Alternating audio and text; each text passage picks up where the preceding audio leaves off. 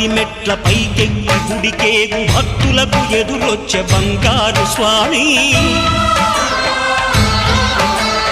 ఇరుముడులు స్పృశించి శుభమనుచు దీవించి జన బృందముల చేరే జగమేలు స్వామి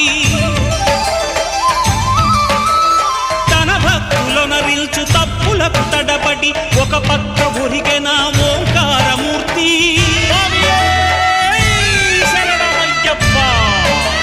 స్వాములందరూ తనకు సాయము కాగా ధీమంతుడై లేచె ఆ కన్య స్వామి